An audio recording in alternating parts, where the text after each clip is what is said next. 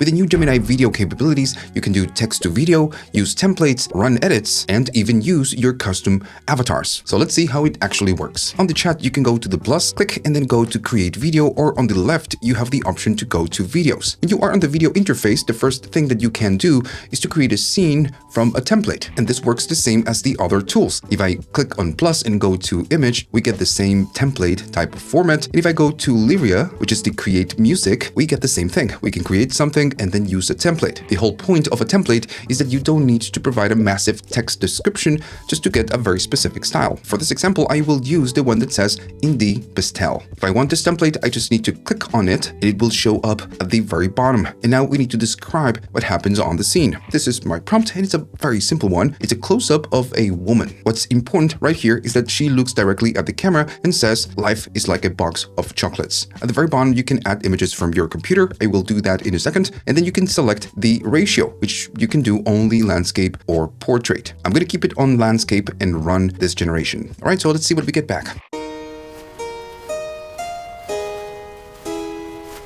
Life is like a box of chocolates. Okay, so notice that I didn't mention the keywords Wes Anderson style. That's the whole point of these templates. They handle the heavy lifting for you. Now, not all templates work the same way. Take the montage, for example. If I hover on top of this, it will take different images and then create a montage. I'm going to click on this template and then I'm going to drag some images. I'm going to take them and drag and drop. Notice that for this template, the placeholder is a little bit different. It says add photos for your montage. Before, like yesterday, if I add the images, I don't need to add the description. I just could go right here and submit because this template only needs images. But now today, if I want to submit this action, I need to add a description. My prompt is going to be create a montage. So again, Gemini and Google Flow and everything about Google is going through a lot of changes, so you can expect some glitches right here or there. Now this is animating some of the images that we provided.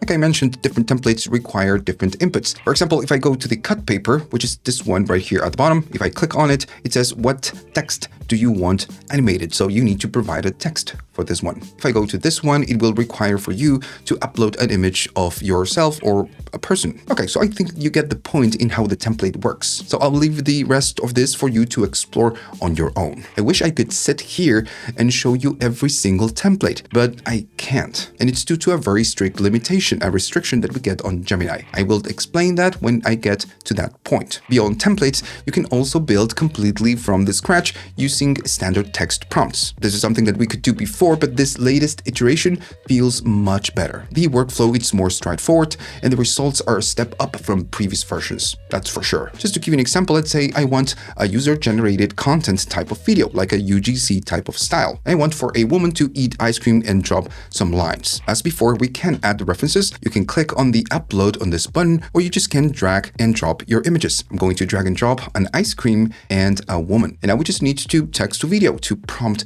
what we want. This is my prompt. I'm not going to go through the whole prompt. It's a very simple one. It's just a woman eating an ice cream UGC style. What's important is that she needs to drop a couple of lines like, whoa, this ice cream is the best. Then she needs the ice cream, and after a tiny pause, she needs to say tasty. You have to try it. I'm using this very specific example because most models fail on this one. There's not enough time to eat the ice cream and then drop a new line. So I want to see how this model handles this request. Fingers crossed, let's run it.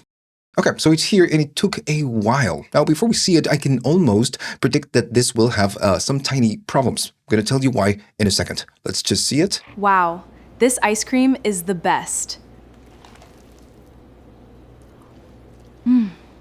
Tasty. You have to try it.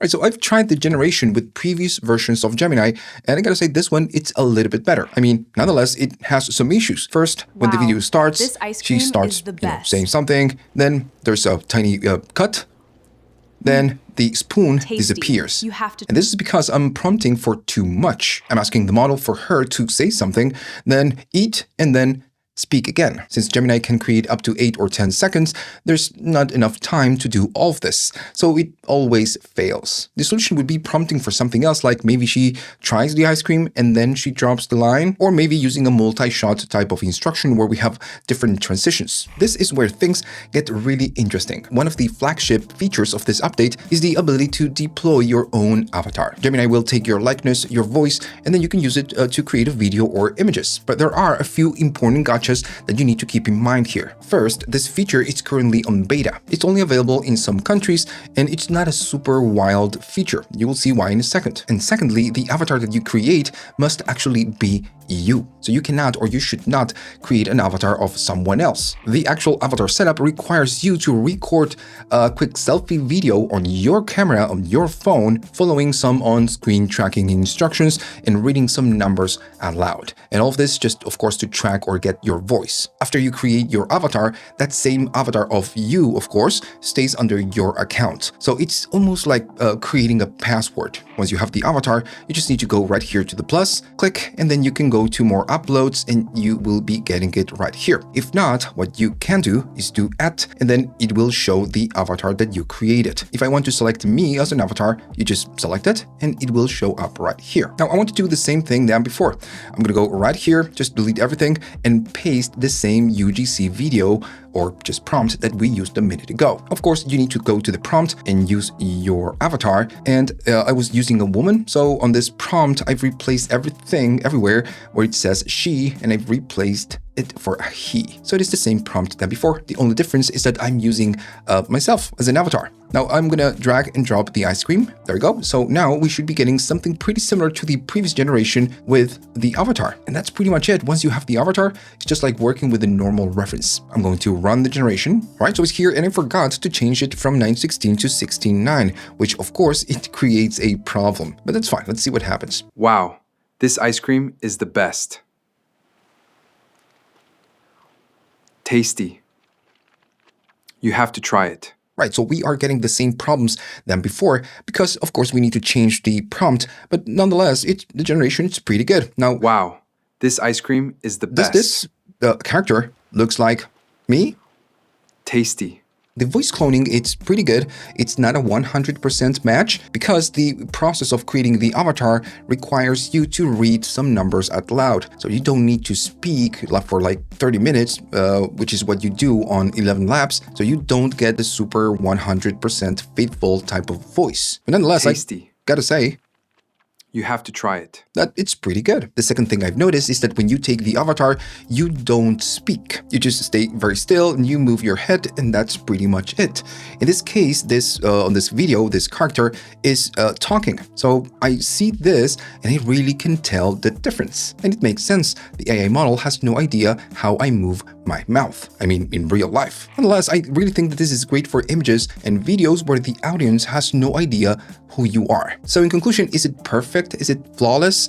Of course not, but nothing is nowadays. We could not do something like this on Gemini or Google Flow, but now we can't. And I'm pretty sure that this will get much better. Inside the same chat or by uploading an existing clip, you can tell Gemini to perform a frame continuation. For example, I will use the UGC video that we've created a minute ago and ask to extend it. I'm going to use this prompt. It's a very simple prompt so we can read it. I'm saying extend this scene. Now, if I say extend and this scene, Gemini is smart enough to know that we are talking about this scene and not some other video. It will take a look at the context, take the last frame, and create the continuation. My instruction for the continuation is going to be, she says, always remember, stay in school, kids. Let's run it and see what we get back. All right, so we get it back, and I can already see that this is a bad generation. I'm going to play it back, and wow, you will this notice ice cream is the best. This is not Always a continuation. Remember, it's just stay in playing school, kids. a part of the last video, and then it's, dropping the next line, which is Wow, not what we this prompt ice for. cream is the best. Always remember, stay in school, kids.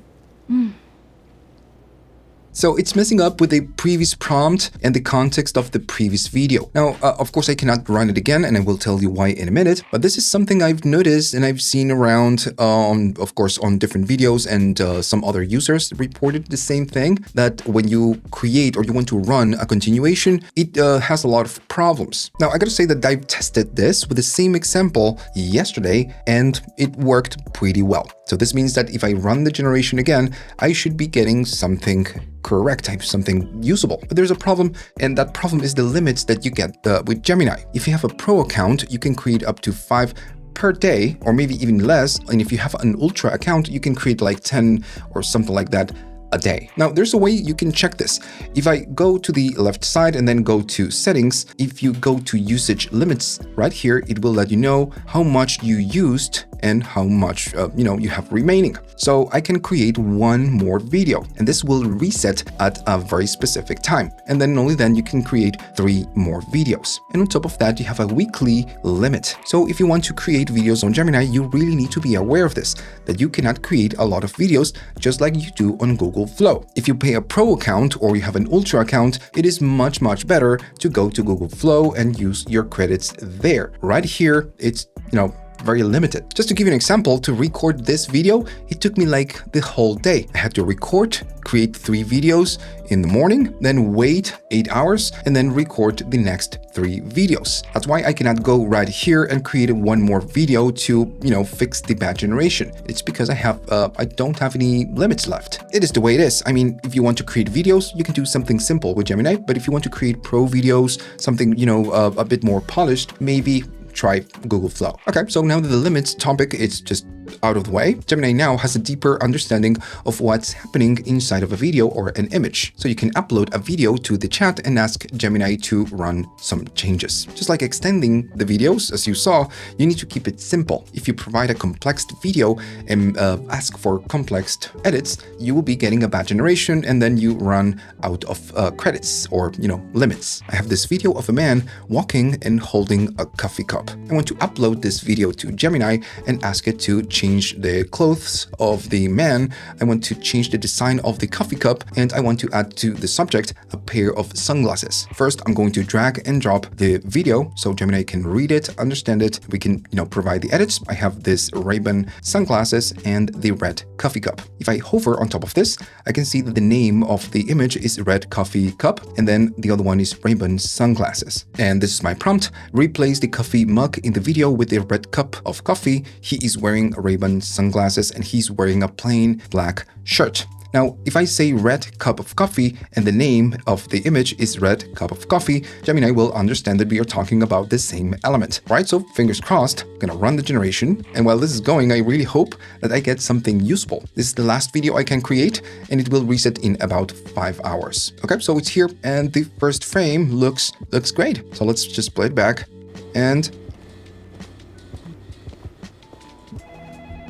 fine. So this was great. Every time I tried to edit something on Gemini and this new model, it did a pretty good job. Maybe extending the video is where it failed the most. So is this perfect? Absolutely not. But it is a massive progress, and this is only going to improve over the upcoming months. One thing is for sure, you really need to be careful with your generations, because you will constantly run out of limits. Even if you're running an ultra plan, you will run out of generations pretty quickly. So again, it's much better to take it to Google Flow if you want to create videos. Okay, so that's it. Hopefully you liked this video and you learned something new. And if you did, hit a like, subscribe, and leave a comment. Don't be a stranger.